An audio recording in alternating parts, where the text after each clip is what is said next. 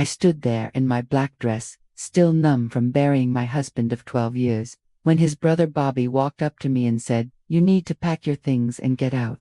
This was never really your house. Anyway, I'm Maggie," and 3 days later, I discovered something that changed everything. Before we start, let us know in the comments where you're watching from. Don't forget to like, share, and subscribe for more powerful stories. The funeral reception was winding down in what I thought was my own living room. People were quietly collecting their coats, whispering condolences, and disappearing into the October evening. I stood by the mantel, staring at the photo of David and me from our wedding day 12 years ago. His smile was so bright in that picture, so full of life. Nothing like the frail man I'd watched slip away just 4 days earlier. I was 58 years old, and for the first time in over a decade, I felt completely alone in the world. The house felt enormous around me, every corner filled with memories of morning coffee conversations and David's terrible jokes that always made me laugh. I could still smell his cologne lingering in the hallway, still hear the ghost of his voice calling, "Mags, where'd you put my reading glasses?" My daughter, Alina, had flown in from Boston for the funeral, but she'd already left to catch a red-eye back to her job. Before she hugged me goodbye, she'd whispered, "Mom, you're stronger than you know. Dad always said that about you." At the time, I thought she was just trying to comfort a grieving mother. I had no idea how prophetic those words would become. The caterers had just finished cleaning up the kitchen when I heard heavy footsteps on the hardwood floor behind me. I turned to see Bobby Chen, David's younger brother, walking toward me with a look I'd never seen before. Throughout David's illness, Bobby had been supportive, helpful even. He'd driven David to doctor's appointments when I was too emotionally exhausted to handle another round of devastating news. He'd sat with us during those long chemotherapy sessions, cracking jokes to keep David's spirits up. But the man approaching me now wasn't the caring brother-in-law I thought I knew. His eyes were cold, calculating. He looked around the living room like he was already redecorating it in his mind. "Maggie," he said, his voice flat and businesslike, "we need to talk." I set down my cup of cold coffee and faced him. "Of course, Bobby, what is it?" He glanced around to make sure we were alone, then stepped closer. Close enough that I could smell the whiskey on his breath and see the hard set of his jaw. "Look, I know this is difficult timing, but we need to discuss the practical matters." "What practical matters?" I asked, genuinely confused. Bobby's mouth twisted into something that wasn't quite a smile. "This house, Maggie, David's gone now, and you need to understand your situation. This property has been in the Chen family for 15 years. David bought it before he even met you." My chest tightened. "Bobby, this is our home. David and I lived here together for 12 years. We renovated the kitchen. We planted the garden together. You need to pack your things and get out," he interrupted, his words hitting me like physical blows. "This was never really your house anyway. You were just David's wife. Now that he's gone, well, blood is blood, Maggie. The Chen family takes care of Chen family property." The room started spinning around me, less than 24 hours after burying my husband. The man I'd trusted as family was throwing me out of the only home I'd known as an adult. I gripped the back of David's favorite armchair to steady myself. "I don't understand," I whispered. Bobby shrugged, already heading toward the front door. "You've got 2 weeks to figure it out. I'll be by tomorrow to discuss the details." And just like that, he was gone, leaving me standing alone in what I suddenly realized might not be my sanctuary after all. Before that horrible moment at the funeral, I had believed in the kind of love you see in old movies. David and I had found each other later in life when I was 46, and he was 48, both of us carrying the scars of previous marriages that hadn't worked out. But from our very first coffee date at that little cafe downtown, something just clicked. "You know what I love about you, Mags?" David would say, using the nickname that made my heart flutter even after all those years. "You make everything feel like home." And he did the same for me. When I moved into his house 6 months after we met, David insisted on changing everything. "This isn't my house anymore," he'd said, watching me hesitantly touch the walls like I was afraid to leave fingerprints. "This is our house. Make it yours." So, I did. We painted the living room a warm honey color that caught the morning light. David helped me plant jasmine by the front porch because I mentioned loving the smell. When I suggested converting his home office into a reading nook with built-in shelves, he was at Home Depot the next morning buying lumber. I never thought I'd be the type to care about throw pillows, David would joke. But he'd spend 20 minutes in Target helping me choose between sage green and dusty blue because he knew it mattered to me. Our mornings became sacred. Every single day for 12 years, David would wake up 15 minutes before me to start the coffee. I'd find him on the back patio in his old Marines t-shirt and reading glasses. 2 steaming mugs waiting on the little wrought iron table I'd found at a garage sale. "Morning. Beautiful," he'd say without looking up from his newspaper. And I'd kiss the top of his graying head before settling into the chair beside him. We'd sit there watching the sunrise paint our garden, different shades of gold, talking about everything and nothing. David had been a contractor before he met me, and he loved working with his hands. Weekends meant projects around the house, him teaching me how to lay tile in the bathroom or install new light fixtures. "You're pretty handy for a travel coordinator," he'd tease when I'd successfully wire a ceiling fan. I'd given up my career coordinating corporate travel when David got sick 2 years ago. It hadn't even been a difficult decision. The man who'd spent 12 years making me feel cherished was facing the fight of his life. And there was nowhere else I wanted to be except beside him. "Are you sure, honey?" he'd asked when I told my boss I wouldn't be renewing my contract. "The job means a lot to you." "You mean more," I'd said simply, and the way his eyes filled with tears told me it was the right choice. Even during the worst days of his treatment, David never stopped making me feel loved. When he was too weak to make our morning coffee, he'd still insist on being wheeled out to the patio in his wheelchair just to sit with me. When I worried about the bills piling up, he'd pull me close and whisper, "We'll figure it out together, Mags, we always do." 3 months before he died, on a particularly good day when his pain medication was working and his appetite had returned, David took my hand during our morning coffee ritual. "This is our forever home, Mags," he said, looking around the garden we'd created together. "Promise me you know that you belong here. This is your sanctuary." I squeezed his hand and promised, never imagining that anyone would question that truth, never imagining that the brother who'd helped him install our kitchen cabinets was already planning to take it all away. The first time I should have paid attention to Bobby's true nature was during a family dinner 6 months before David died. It was one of those rare evenings when David felt strong enough to sit at the table and actually enjoy a meal. I'd made his favorite pot roast, the one with carrots and potatoes that reminded him of his mother's cooking. Bobby had been coming around more frequently since David's diagnosis, which I thought was sweet.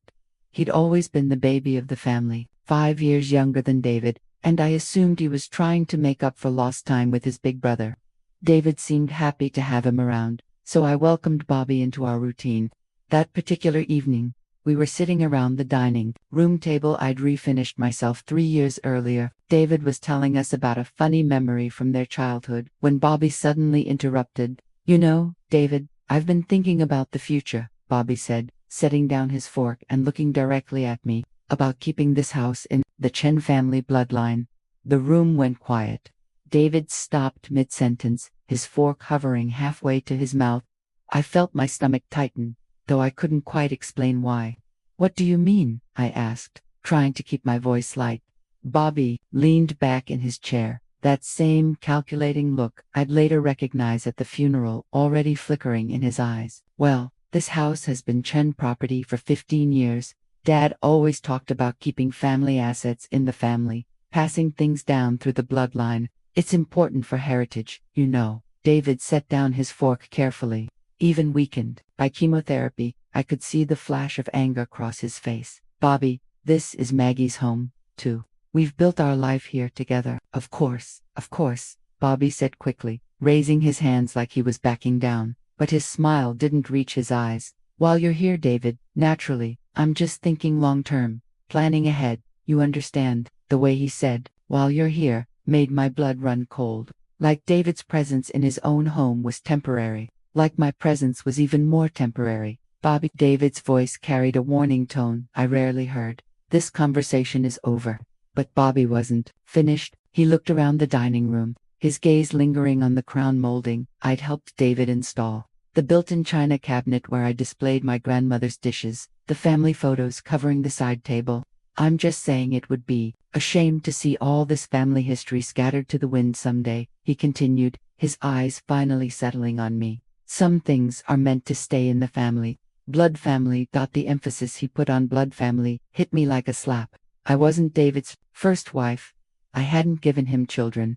I didn't share his DNA, or his childhood memories, or his parents' love. In Bobby's eyes, I was realizing I was just a temporary occupant in a space that belonged to someone else.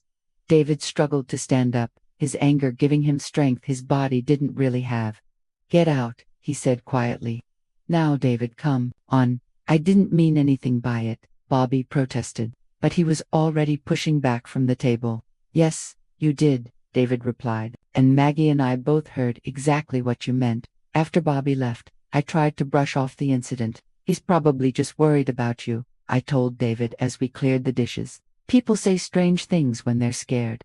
But David pulled me close, his thin arms surprisingly strong. "Maggie, promise me something.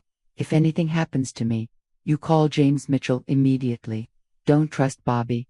Don't trust anyone but James." I should have asked more questions that night. Should have demanded to know why David was so worried. Instead, I kissed his forehead and promised, thinking he was just being overly cautious. I had no idea he was trying to protect me from a battle I didn't even know was coming. As David's condition worsened over the next few months, Bobby's visits became more frequent and his behavior more disturbing. What started as occasional dinner conversations about family heritage evolved into a systematic campaign to undermine my position as David's wife. It began subtly during David's doctor appointments. I'd been David's primary caregiver for 2 years, attending every oncology visit, taking detailed notes about medications and treatment plans, asking the questions David was sometimes too tired or overwhelmed to ask himself. But when Bobby started joining us, everything changed. "Dr. Morrison, I'm Bobby Chen, David's brother," he'd announced, stepping forward to shake hands while I sat beside David's wheelchair. I wanted to be here for the important family discussions. The way he said family always excluded me somehow. Dr. Morrison would naturally turn to Bobby when delivering updates, treating him as the primary contact, even though I was the one who'd been managing David's care for months. "The new treatment protocol is quite aggressive," Dr. Morrison explained during one particularly difficult appointment. "We need the family to understand the risks involved." I leaned forward to ask about side effects, but Bobby interrupted. "Doctor, as David's brother, I think we need to consider all options. His wife has been under tremendous stress. I'm not sure she's thinking clearly about these medical decisions." My cheeks burned with humiliation. David tried to speak up, but a coughing fit left him gasping in his wheelchair. I'd spent countless hours researching David's condition, talking to nurses, learning about experimental treatments.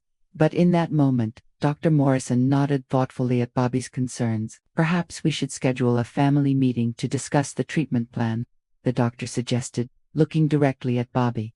The erosion continued at the hospital during David's final admission. I'd been sleeping in the uncomfortable bedside chair for 3 nights when Bobby arrived with coffee and donuts for the nursing staff. "I brought some treats for you hard-working ladies," he announced cheerfully to the nurses. "I'm David's brother. I wanted to make sure you know how much the Chun family appreciates your care." Nurse Patricia, who'd been working closely with me to manage David's pain medication schedule, suddenly began directing all her medical updates to Bobby instead of me. "Mr. Chen, your brother had a difficult night," she'd report to Bobby while I sat right there holding David's hand. "We've adjusted his morphine drip and will need family consent for the next step in his care plan." "I'm his wife," I finally said, my voice barely above a whisper. "I've been making his medical decisions for 2 years.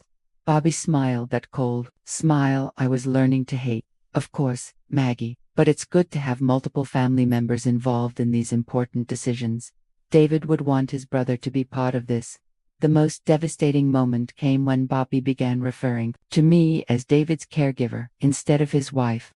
He'd do it casually in front of doctors, nurses, even David's elderly mother, Dorothy, when she came to visit. "Maggie's been such a dedicated caregiver," he'd tell Dorothy while I sat in the corner feeling invisible. "David's lucky to have had such professional-level care at home." Professional care, like I was paid staff instead of a wife who'd given up everything to be by her husband's side.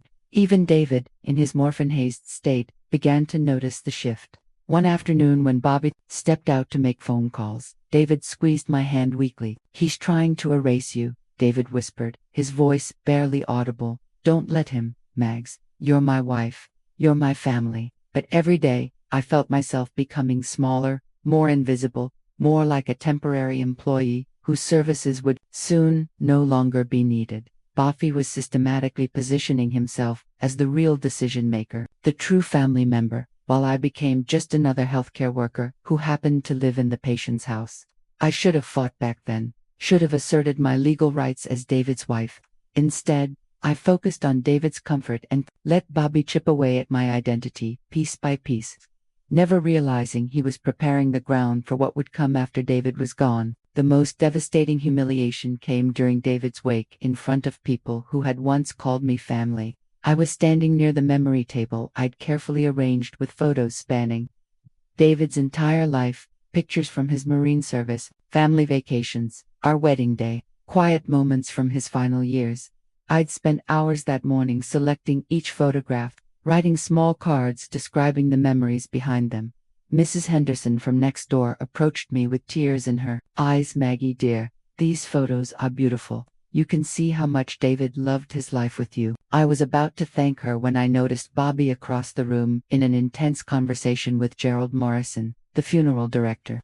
They were standing by the guest book, their voices low, but their body language urgent.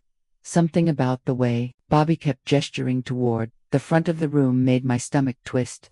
"Excuse me, Mrs. Henderson," I said softly, making my way toward them.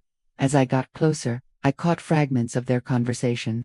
"The family has decided we need to make some adjustments to the service arrangements," Bobby was saying, pulling out his phone to show Gerald something. "These are the songs David really wanted, and we'd like to change the speakers list." "But Mr. Chen," Gerald replied, looking confused, "your brother's wife already finalized all these details yesterday.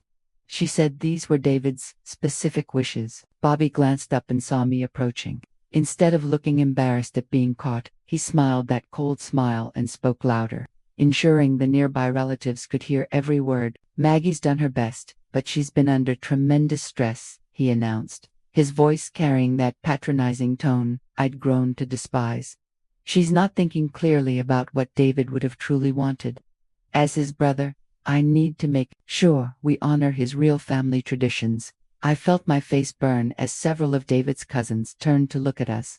Alina stepped up beside me, having just returned from parking her rental car. "Bobby, what are you talking about?" I asked, my voice barely steady. "David and I discussed everything. The music, the readings, the burial arrangements. These were his wishes." Bobby pulled out a handwritten note and showed it to Gerald. "This is what David told me he wanted. Just family speaking at the service. Blood family." My heart dropped as I realized what he meant. David had asked me to give the main eulogy. We talked about what I should say, how I should describe his courage during his illness, the love we'd shared, the legacy he wanted to leave. "David asked me to speak," I said quietly, aware that more people were now listening to our conversation. "Maggie, you've done enough," Bobby said, his voice loud enough for the growing crowd to hear. "You've been such a devoted caregiver these past 2 years. But let the real family handle the formal goodbye now." The words hit me like physical blows. Devoted caregiver, real family, in one sentence. He'd reduced 12 years of marriage to a professional service arrangement and excluded me from David's final moments. Alina stepped forward, her face flushed with anger. "Bobby, that's completely inappropriate. Mom is David's wife. She has every right to Elena, honey." Bobby interrupted with fake concern. "I know this is emotional for you, too, but your mother needs to rest now. She's been through so much." Dorothy Chen, David's 82-year-old mother, nodded slowly from her wheelchair nearby. "Bobby's right," she said in her frail voice. "Maybe it's better if the Chen men handled the speaking." I stood there as David's family. People who had welcomed me at Christmas dinners and birthday parties for 12 years looked at me with a mixture of pity and agreement. They were choosing Bobby's version of family over mine. Gerald Morrison cleared his throat uncomfortably. "Perhaps we could have both arrangements. Mrs. Chen could speak, and Mr. Chen could also. That won't be necessary, Bobby said firmly. We'll keep it simple. Family only. I walked away before anyone could see me cry, leaving Bobby to rewrite my husband's funeral, as if I had never existed in David's life at all. The morning after David's funeral, I woke up in the master bedroom, for what I didn't know would be the last time. The sheets still smelled like David's cologne, and for a few precious seconds between sleep and consciousness, I forgot he was gone. Then reality crashed back along with the memory of Bobby's humiliation at the wake. I was sitting at the kitchen table in my bathrobe, staring at a cup of coffee I couldn't bring myself to drink when I heard the front door open without a knock. Heavy footsteps echoed through the house, along with the sound of something being dragged across the hardwood floor. Bobby appeared in the kitchen doorway, but he wasn't alone. Behind him, two men I didn't recognize were carrying stacks of cardboard boxes. Bobby himself held a manila folder and wore the expression of someone conducting unpleasant but necessary business. Morning, Maggie, he said, setting the folder on the table beside my untouched coffee. I brought some boxers to help you get organized. My stomach dropped. Get organized for what? Bobby pulled out a chair and sat down across from me like we were about to have a reasonable conversation between adults. Look, I know yesterday was emotional for everyone, but now we need to deal with practical matters. He opened the folder and pulled out a single sheet of notebook paper covered in his handwriting. David and I had several conversations during his final weeks. He was very concerned about your future, about making sure you'd be taken care of after he was gone. I stared at the paper, my heart pounding. What are you talking about? David told me he wanted this house to stay in the Chen family, Bobby continued, his voice taking on that same patronizing tone from the funeral home. He was worried about you trying to maintain such a large property on your own. The utilities alone, the property taxes, the upkeep. It's too much for a woman in your situation. My situation. The words came out as a whisper. Bobby leaned forward, with what he probably thought looked like compassion. Maggie, you're 58 years old with no job and limited savings. David knew you'd struggle to afford this place. He asked me to make sure you didn't get in over your head financially. The two men with the boxers had started setting them down in the living room, the sound echoing through the house like gunshots. I watched them through the kitchen doorway, my mind struggling to process what was happening. David never said anything about this to me, I said, my voice getting stronger. We talked about everything. He would have told me if he wanted me to leave. Bobby slid the handwritten note closer to me. He didn't want to upset you while he was sick. But look, he wrote it all down. Make sure Maggie understands the house should stay in the family. She'll be better off somewhere smaller, somewhere she can manage. I picked up the paper with shaking hands. The handwriting was definitely Bobby's, not David's. David's handwriting had been careful and precise, even when he was sick. This was sloppy, rushed, like someone had written it quickly to support a story they were making up. This isn't David's handwriting, I said quietly. Bobby's mask slipped for just a moment, and I saw something cold and calculating flash in his eyes. Then he composed himself and shook his head sadly. Maggie, grief affects people differently. Sometimes we see things that aren't there, or we can't accept difficult truths. David asked me to help you transition to a more appropriate living situation. He stood up and gestured toward the boxes. You can stay in the guest room for 2 weeks while you find an apartment. That should give you plenty of time to sort through your personal belongings and figure out your next steps. The guest room, I repeated, the words not making sense. This is my bedroom. This is my house. This was David's house. Bobby corrected gently. And now it belongs to the Chen family. You're not really a Chen, are you, Maggie? You kept your maiden name when you married David. You never had children with him. You've been here 12 years, but you're not blood family. The cruelty of it took my breath away. 12 years of marriage, of building a life together, of caring for David through his illness, reduced to a technicality about surnames and bloodlines. I looked around the kitchen where David and I had shared thousands of meals, where he'd kissed me goodbye every morning before work, where just months ago he'd held my hand and promised this would always be my home. I need you to pack up David's personal things, too, Bobby continued, pulling out his keys. I'll be moving in next week to start getting the house ready for sale. And just like that, I wasn't a widow grieving in my own home anymore. I was a displaced person being allowed a 2-week grace period in what had become someone else's property. I walked quietly to the guest room, Bobby's footsteps echoing behind me, and closed the door on the life I thought I'd had. 3 days into my exile in the guest room, I hit the lowest point of my life. I sat on the narrow twin bed surrounded by half-packed boxers, staring at the wedding photo I'd taken from the mantel before Bobby could claim it. David's smile looked back at me from behind cracked glass. The frame had broken when I'd hastily grabbed it from the living room. The house no longer felt like home. Bobby had moved in completely, filling every room with his presence like a virus. His cigarette smoke drifted under my door constantly, replacing the faint scent of David's cologne that had been my last comfort. His television blared sports commentary from morning until night, drowning out the peaceful silence David and I had cherished. I could hear him on the phone in David's office, talking loudly about renovation plans. "Yeah, I'm thinking we got the master bathroom completely." His voice carried through the thin walls. "The whole place is too feminine right now. Need to make it masculine again, you know? Get rid of all this flowery stuff the wife put in." The wife, not even Maggie anymore, just the wife. Like I was an anonymous person who'd temporarily cluttered up his family's property. My bank account was nearly empty.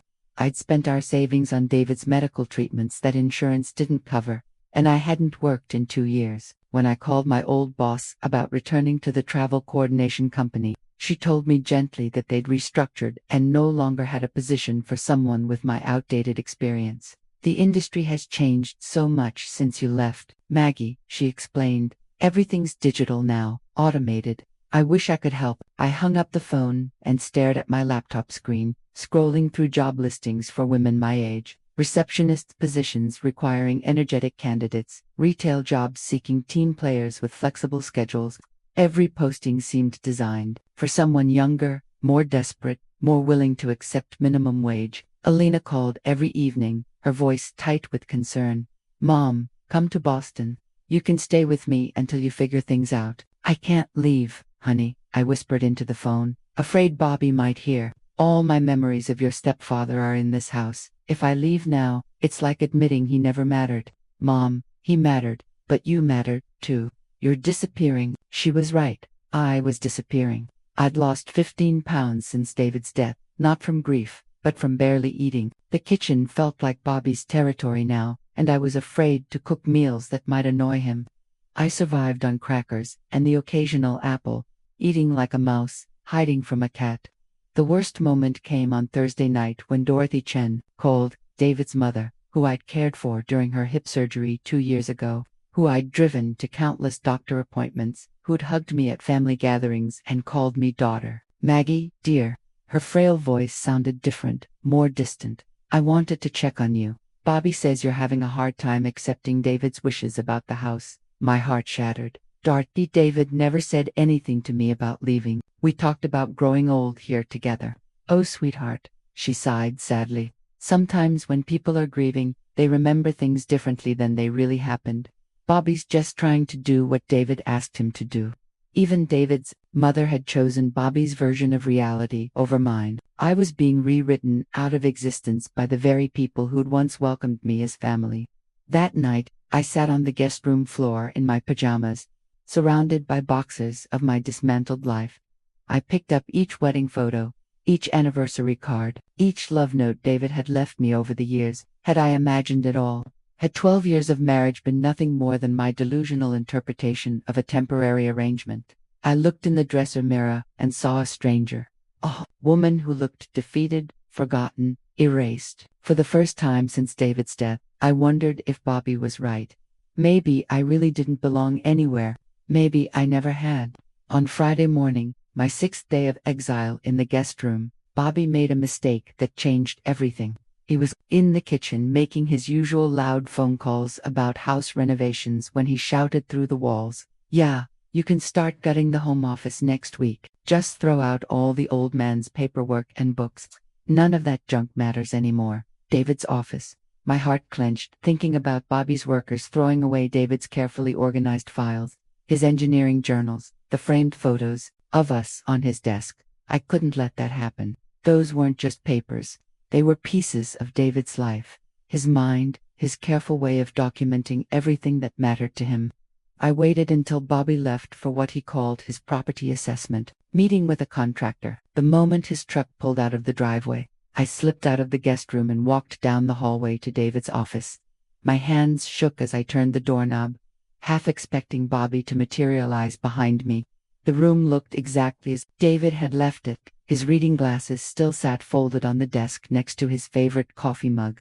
His engineering textbooks lined the shelves in alphabetical order. The photo of us at UC'd still smiled from the corner of his desk, taken during our 5th anniversary trip when David was healthy and we thought we had forever. I started carefully packing his personal items, running my fingers over each book, spine, each pencil holder, each small treasure that had surrounded him during his final years. When I opened the bottom desk drawer to gather his important documents, my fingers brushed against something unexpected. Hidden beneath a stack of old utility bills was a sealed manila envelope. Written across the front in David's precise handwriting were the words, "For Maggie, important. Open if Bobby causes trouble." My hands trembled as I stared at those words. David had known. Somehow my sweet, trusting husband had anticipated exactly what Bobby would do, and he'd prepared for it. I tore open the envelope with shaking fingers. Inside was a folded letter in David's handwriting, along with several official-looking documents. I unfolded the letter first, and David's voice seemed to speak directly to me from the page. "My dearest Mags, if you're reading this, then I'm gone, and Bobby is probably making your life hell. I'm so sorry, sweetheart. I hoped I was wrong about my brother, but I've seen the way he looks at this house, the way he talks about family legacy. I know he'll try to take our home away from you the moment I'm not here to protect you." Tears blurred my vision, but I kept reading. "I need you to know something crucial.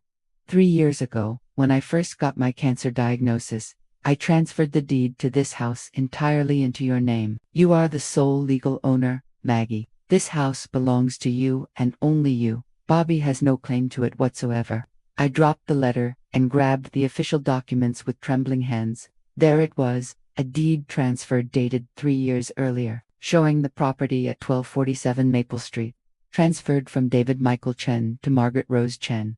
My name, my house, legally, completely, undeniably mine. I also took out a life insurance policy that Bobby doesn't know about. It's enough to pay off the house completely and give you financial security. The lawyer, James Mitchell, has all the original documents.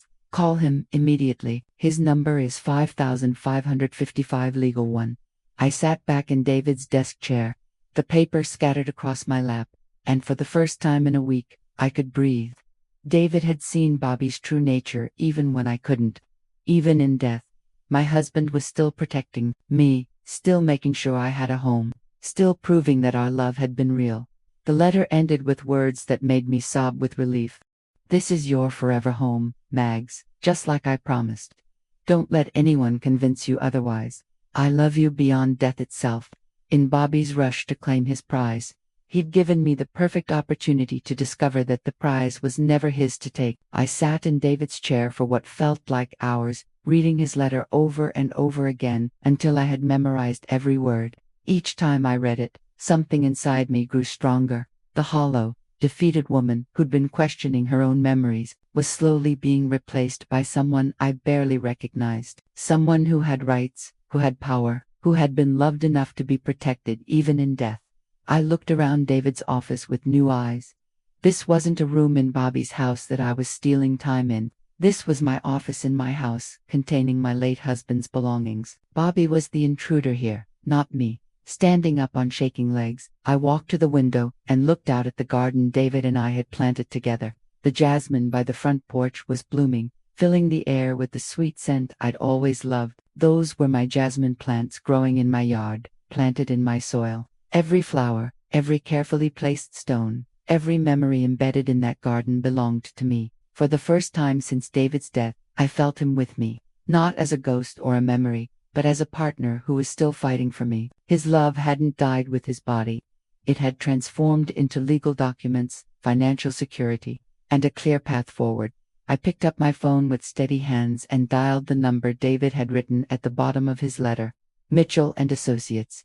This is James Mitchell speaking. Mr. Mitchell, this is Margaret Chen. I believe my husband, David, left some documents with you. There was a pause, then his voice softened with what sounded like relief. Mrs. Chen, I've been waiting for your call. David made me promise to help you if his brother caused any problems. Are you somewhere private where we can talk?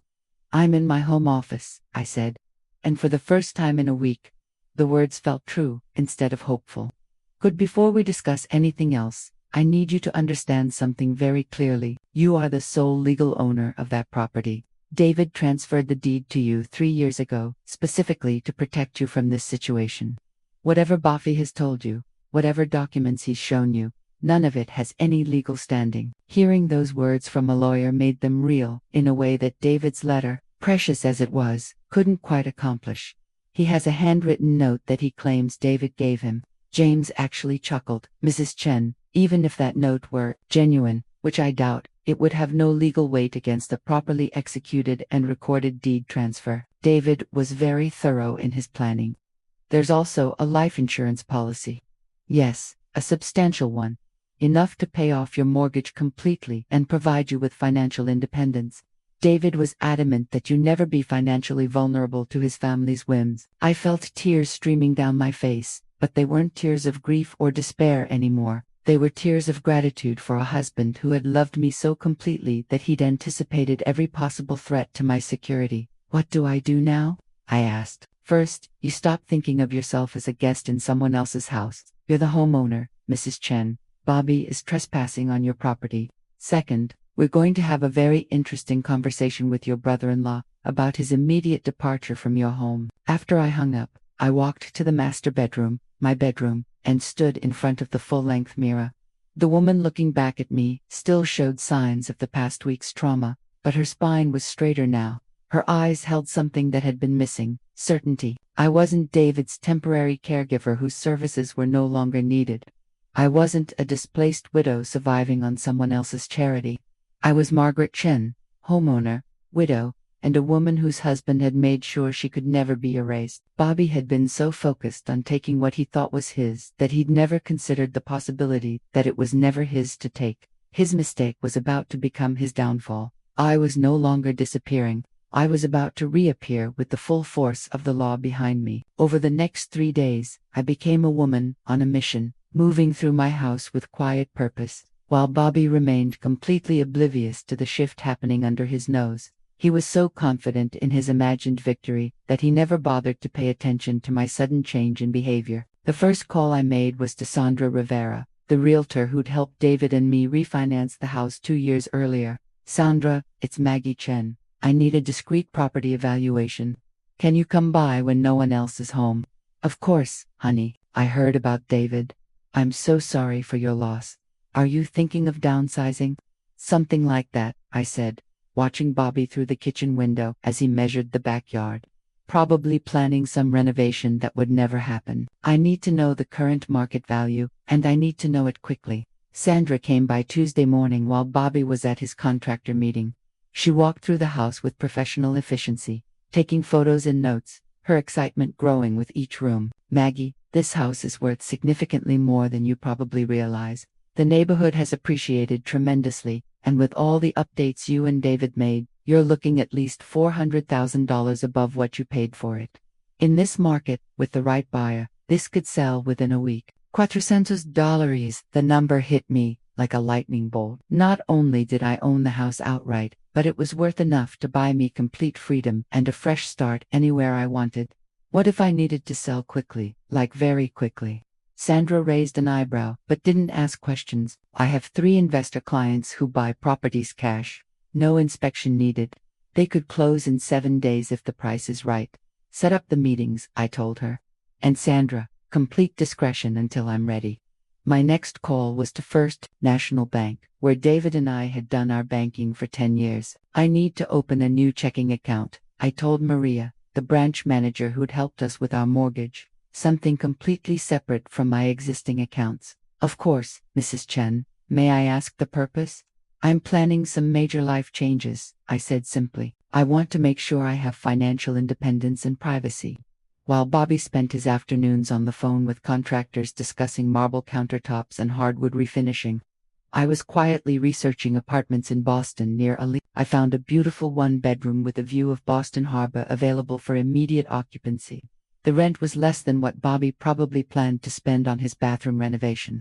The life insurance money had already been deposited into my new account, enough to pay cash for a comfortable apartment and live modestly for years without working if I chose. David's protection was even more comprehensive than I'd initially realized. On Wednesday, Bobby made a crucial mistake. He left a folder of his renovation plans on the kitchen counter while he went to shower.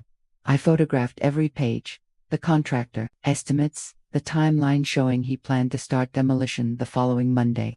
Even his scribbled notes about finally getting rid of the girly decorating. That evening, I called Alina. Honey, how would you feel about your mom moving to Boston? Mom, are you serious? I would love that, but what about the house? What about Bobby? Let me worry about Bobby, I said, watching him through the window as he stood in what he thought was his backyard, smoking a cigarette and talking loudly on his phone about his renovation timeline. I think he's about to get a very unpleasant surprise. Elena's excitement was infectious. Mom, you sound different, stronger.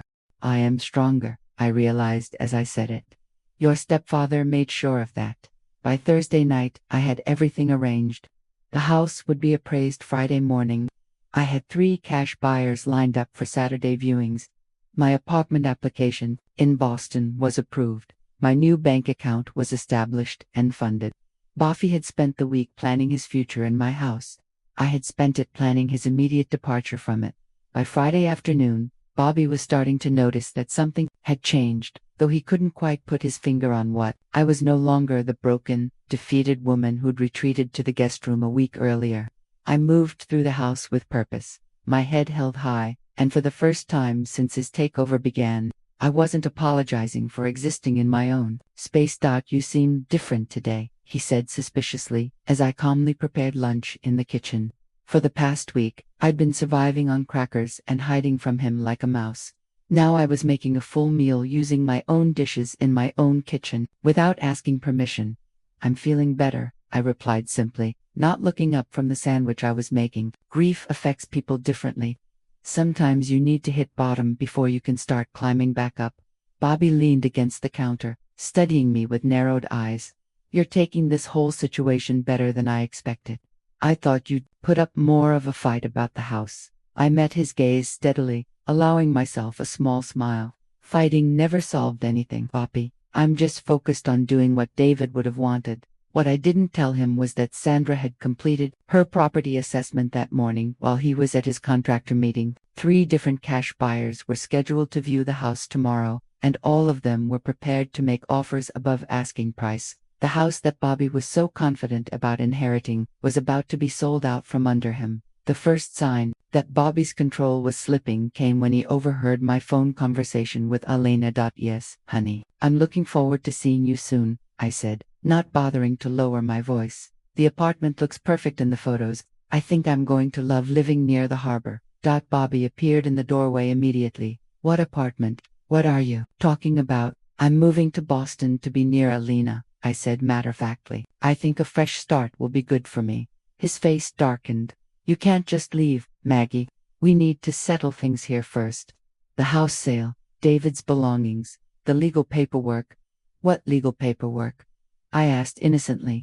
You said David wanted you to have the house.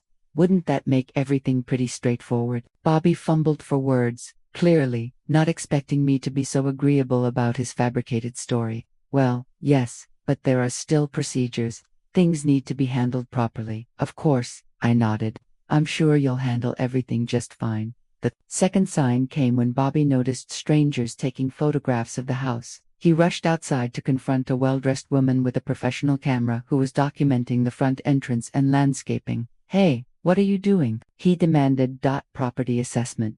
Sandra replied professionally. Are you the homeowner? I'm the owner's brother, Bobby said, puffing up with authority. I'm handling all the property matters now. I see, Sandra said, making a note on her clipboard. And your name is Bobby Chen. This is my family's house. Sandra looked confused. That's interesting. My client, Mrs. Margaret Chen, indicated she was the sole owner. Perhaps there's been some miscommunication. I watched from the kitchen window as Bobby's face went white. Sandra finished her photographs and drove away, leaving him standing in the driveway looking shaken and uncertain for the first time since David's funeral. That evening, Bobby cornered me in the living room. "Maggie, what the hell is going on? Why are people taking pictures of the house? Why are you talking about moving to Boston like you're making all the decisions?" I looked up from the book I was reading, one of David's engineering journals that I'd retrieved from his office. "I don't understand what you mean, Bobby. You said I needed to find somewhere else to live. Boston seems like a logical choice, but you're acting like you're in charge of something." I closed the book and gave him my full attention. "Bobby, I'm not in charge of anything. You made that very clear.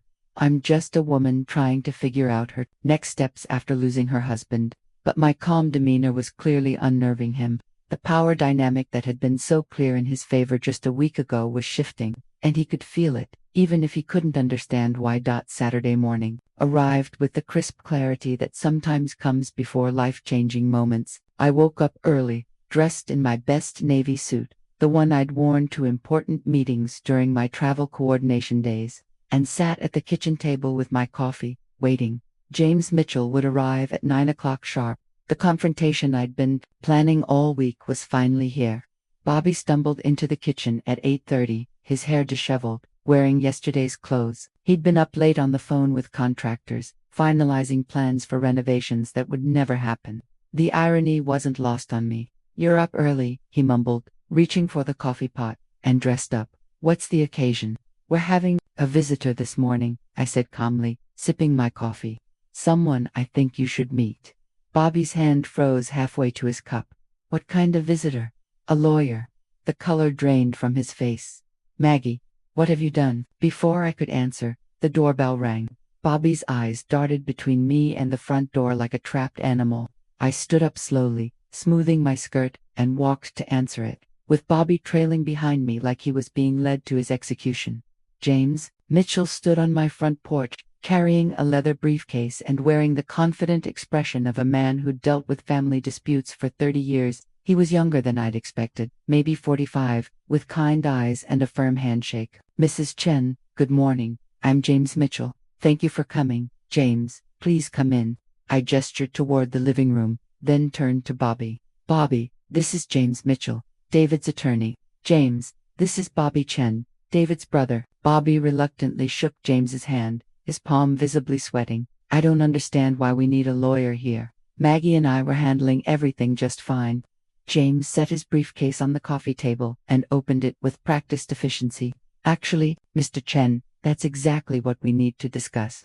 Please, both of you, have a seat." We sat down like opposing sides in a negotiation, which I suppose we were. Bobby perched on the edge of David's favorite armchair, while I settled comfortably on the sofa that I had chosen and paid for 5 years ago. "Mr. Chen," James began, pulling out a thick folder of documents, "your brother David was a very thorough man. Before his death, he made certain legal arrangements to protect his wife's interests. I think there's been some confusion about the ownership of this property." Bobby's face went from pale to flushed. "There's no confusion. David told me this house should stay in the Chen family. I have a note. I'd like to see that note," James said politely. Bobby fumbled in his wallet and produced the handwritten paper he'd shown me the week before. James examined it briefly, then set it aside without comment. "Mr. Chen, regardless of any informal communications you may have had with your brother, the legal reality is quite clear." James pulled out an official document and placed it on the coffee table where Bobby could see it. "This house was transferred into Mrs. Chen's name exclusively 3 years ago. She is the sole legal owner of this property." Bobby stared at the deed transfer like it was written in a foreign language. "That's impossible. David would have told me."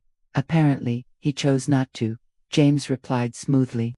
"But the record is clear and legally binding. Mrs. Chen owns this house outright. You, Mr. Chen, have no legal claim to this property whatsoever." The silence in the room was deafening. I watched Bobby's face cycle through disbelief, anger, and finally a dawning understanding of how completely he'd miscalculated. "Furthermore," James continued, "Mrs. Chen has informed me that you've been living here without her permission for the past week. Technically, you're trespassing on her property." Bobby's mouth opened and closed like a fish gasping for air. But David said the family bloodline. David said a lot of things to a lot of people. I finally spoke, my voice steady and clear, but what he legally arranged was to protect me from exactly this situation. He knew you, Bobby. He knew you better than you thought he did. I reached into James' briefcase and pulled out David's letter, the one that had changed everything. He left this for me along with instructions to Mr. Mitchell. David saw through your schemes even when I couldn't. Bobby read the letter, his hands shaking, his face crumbling as he realized that his brother had anticipated his betrayal and planned accordingly. You've been living in my house, Bobby, I said quietly, and now I'm asking you to leave. After James Mitchell left, Bobby sat in stunned silence for nearly 20 minutes, still clutching David's letter like it might change its contents if he read it enough times. I busied myself in the kitchen making another pot of coffee, and finally allowing myself to feel the satisfaction I'd been holding back all week, but I wasn't finished yet. When Bobby finally spoke, his voice was small and defeated. How long have you known? Since Friday, I replied honestly. When you decided David's office could be gutted and his belongings thrown away like trash, Bobby winced. Even he seemed to realize how cruel that had sounded. Maggie, I didn't mean for it to happen like this. I thought David would have wanted. You thought David would have wanted you to throw me out of my home the day after his funeral. I interrupted, my voice calm but firm. You thought he'd want you to humiliate me in front of his family and treat me like hired help. I was wrong, he admitted quietly. But can't we work something out? Maybe I could rent a room here, or we could share the house. I've already put money down on renovations. That's when I delivered the twist that would change everything. Bobby, I need to tell you something else. I sat down across from him, my hands folded calmly in my lap. I've sold the house. His head snapped up, his eyes wide with shock. What, do you mean you've sold it? Yesterday, while you were meeting with contractors about your renovation plans, I was meeting with cash buyers. 3 different investors made offers.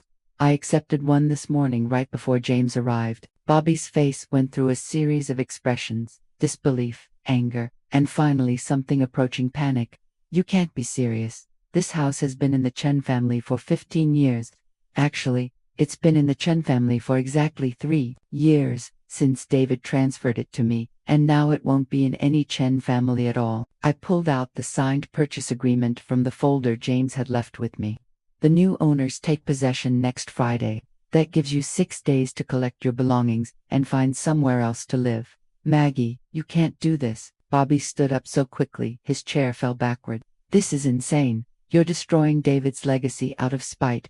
I remained seated, unruffled by his outburst. David's legacy isn't this house, Bobby. His legacy is the love he showed me and the protection he provided even after death.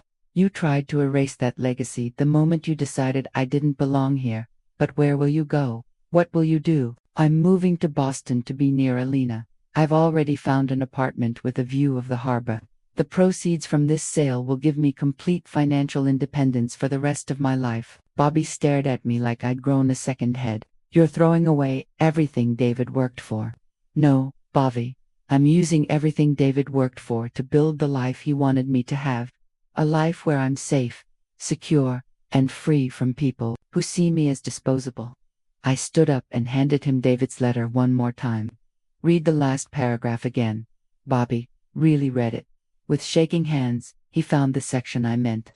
Maggie, if my family tries to make you feel like you don't belong, remember that home isn't about bloodlines or last names. Home is about love, respect, and building something beautiful together. Take our beautiful life and go build an even more beautiful future. Bobby looked up at me, tears in his eyes, for the first time since David's death. He knew I would do this to you. Yes, he did. Your brother loved you, Bobby, but he wasn't blind to who you were. He protected me from you because he knew you'd choose greed over family when it mattered most. I'm sorry, Maggie. I'm so sorry. I believe you are, I said gently. But sorry doesn't undo the damage. Sorry doesn't give me back the week you made me feel like a stranger in my own home. I walked to the front door and opened it, the afternoon sun streaming in like a promise of brighter days ahead. You have until Friday, Bobby. After that, the new owners will call the police if they find anyone on their property.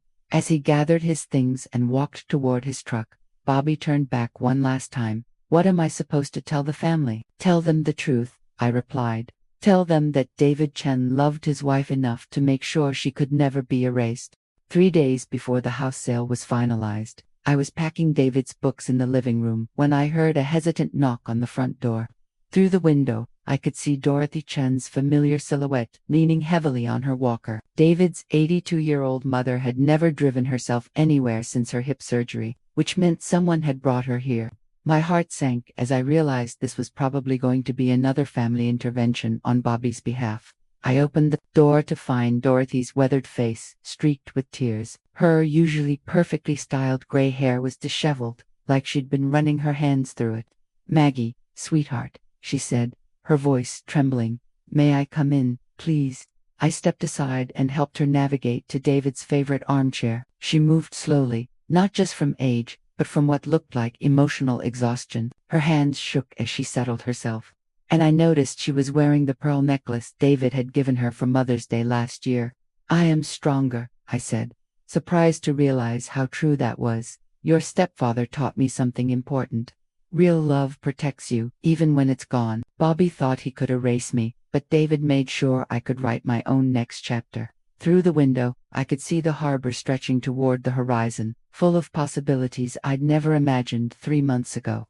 The apartment was smaller than the house I'd shared with David, but it was entirely mine.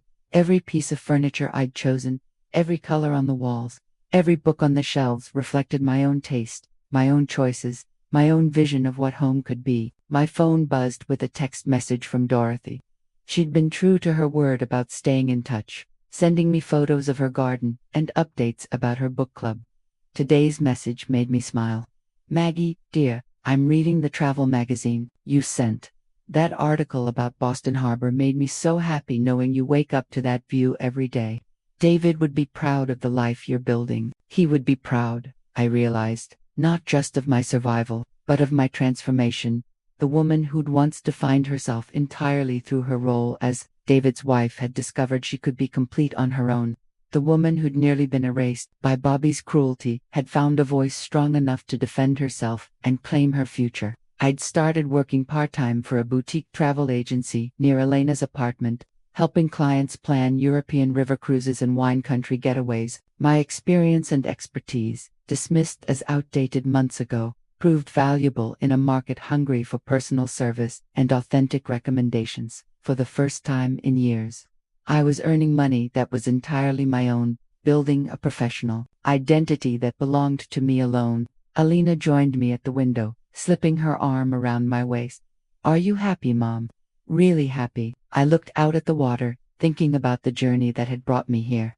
The grief of losing David would always be with me, but it no longer defined me. The trauma of Bobby's betrayal had transformed into a source of strength rather than shame. The love David and I had shared hadn't ended with his death. It had evolved into the foundation for everything beautiful I was building now. "Yes, honey," I said, meaning it completely. "I'm happy. Not the same kind of happy I was with David, but a different kind. A kind that's all my own." As the sun climbed higher over Boston Harbor, I felt David's presence, not as a ghost from the past, but as a blessing on my future. He'd given me more than a house or financial security. He'd given me the knowledge that I was worthy of protection, worthy of love, worthy of a life where I could never be erased.